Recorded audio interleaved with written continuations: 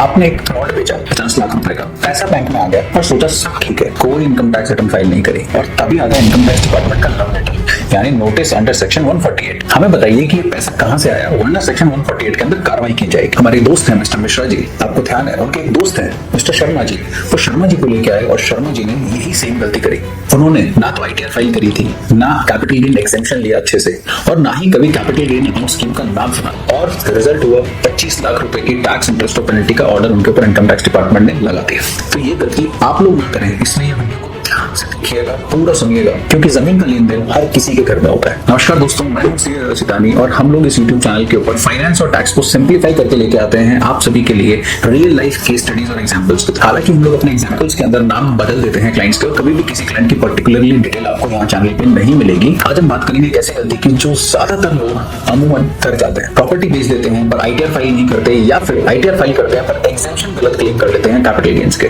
तो चलिए पहले समझ लेते हैं कि मिस्टर शर्मा जी के साथ क्या हुआ। तो उनके पास शो पॉज नोटिस आया सेक्शन 148 में, जिसमें पूछा गया कि हमारे पास एक इंफॉर्मेशन है कि आपने 57,55,000 रुपए की एक एग्रीकल्चरल लैंड बेची है, लेकिन आपने अपनी इनकम टैक्स रिटर्न फाइल नहीं करी, तो 7 दिन में जवाब दीजिए वरना आप पे कार्रवाई शुरू करी जाए। तो शर्मा जी ने जवाब दिया कि सर मेरी तो एग्रीकल्चरल लैंड है, पर एग्रीकल्चरल लैंड कैपिटल एसेट नहीं होती है इनकम टैक्स के अकॉर्डिंग, तो मेरा ये कैपिटल एसेट ही नहीं बनता, और जब कैपिटल एसेट ही नहीं बनता तो फिर कैपिटल गेन किस चीज का। तो इस पे इनकम टैक्स डिपार्टमेंट ने जवाब दिया आपकी एग्रीकल्चरल लैंड है, पर agricultural land in rural India capital asset नहीं मानी जाती, but agricultural land in urban India या रूरल इंडिया के बाहर जो भी एग्रीकल्चरल लैंड है वो सारी कैपिटल एसेट मानी जाती है। तो डिफाइन कीजिए कि आपकी land agricultural land in rural area.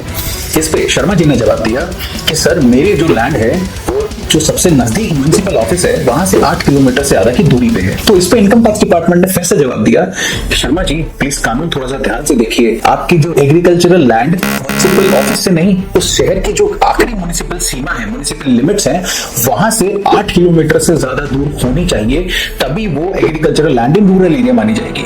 और 8 किलोमीटर की डिस्टेंस भी बाई रोड की नहीं, अगर रोड तिरछी है तो वो नहीं, एरियल डिस्टेंस काउंट की जाएगी। तो आपकी जमीन तो म्युनिसिपल लिमिट से 4 किलोमीटर के अंदर आती है सर, इसलिए आपकी land agricultural land in rural area नहीं है। तो मतलब साफ है शर्मा जी, ये लैंड आपकी कैपिटल एसेट है और इसके ऊपर कैपिटल गेन बनता है। तो इसके ऊपर शर्मा जी भी बहुत होशियार थे। शर्मा जी ने जवाब दिया देखिए मैंने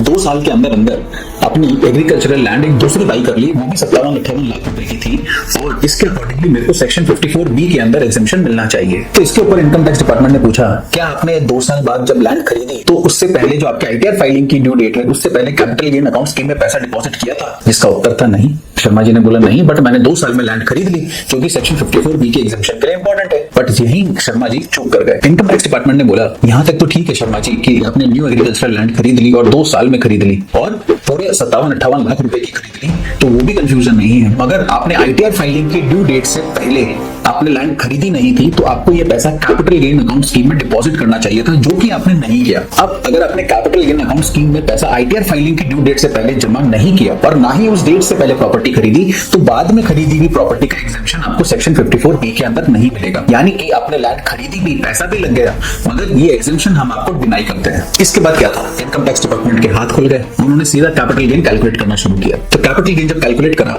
तो उनका निकला 57 लाख रुपए की सेल वैल्यू में से 5 लाख की इंडेक्स्ड कॉस्ट ऑफ एक्विजिशन हटा दी, तो उसके बाद 52 लाख रुपए का कैपिटल गेन निकला। 52 लाख रुपए के कैपिटल गेन के ऊपर 20% के हिसाब से टैक्स लगा के और सेस जोड़ के टैक्स बना तकरीबन 11,70,000 रुपए। और कहानी यहाँ खत्म नहीं की इनकम टैक्स डिपार्टमेंट ने, उन्होंने बोला कि सिंस आपने आईटीआर फाइल नहीं करी, यानी आपने टैक्स भी पूरा जमा नहीं किया और एडवांस टैक्स भी आपने टाइम से नहीं भरा प्रॉपर्टी बेचने के केस के अंदर, तो इनकम टैक्स ने कहा कि यहाँ पे आपके सेक्शन 234A और सेक्शन 234B के अंदर इंटरेस्ट भी लगेगा, जिसका अमाउंट निकला लगभग 13 लाख रुपए, यानी 11.25 लाख रुपए का टैक्स और 13 लाख रुपए का इंटरेस्ट। और हाँ, अगर इनकम टैक्स डिपार्टमेंट चाहता तो आप पे पेनल्टी भी लगा सकता था। तो यहाँ पे आपने देखा कि जैसे शर्मा जी को 57 लाख रुपए की जमीन बेचने पर लगभग 25 लाख रुपए के आसपास के टैक्स और इंटरेस्ट का डिमांड ऑर्डर मिल गया इनकम टैक्स डिपार्टमेंट से। ये गलतियां हुई 2 कारण से। पहली चीज, उन्होंने कैपिटल एसेट क्या होता है और क्या नहीं उसको अच्छे से नहीं समझा, और दूसरा एग्जेम्पशन क्लेम करने की लिमिट्स को कंप्लाई नहीं किया, और तीसरा उन्होंने अगर आईटीआर फाइल कर दी होती टाइम से तो कहीं ना कहीं उस समय आईटीआर फाइल करते टाइम पे वो अपनी चीज को रिपोर्ट कर लेते हैं अच्छे से, और जो भी कैपिटल गेन बनता है उस पर टैक्स दे देते हैं, एग्जेम्पशन क्लेम कर लेते हैं। बट सिंस आईटीआर फाइल नहीं करी तो ना किसी सीएसआरआई करी ना कुछ और इसी वजह से शर्मा जी को इतना बड़ा इनकम टैक्स का नोटिस झेलना पड़ा। अब एक और चीज आप सभी समझ लीजिए कि सेक्शन 148 के अंदर नोटिस कब इशू होता है। सेक्शन 148 के अंदर नोटिस आपको तब इशू होता है इनकम टैक्स डिपार्टमेंट से जब उनके पास कोई ऐसी इंफॉर्मेशन हो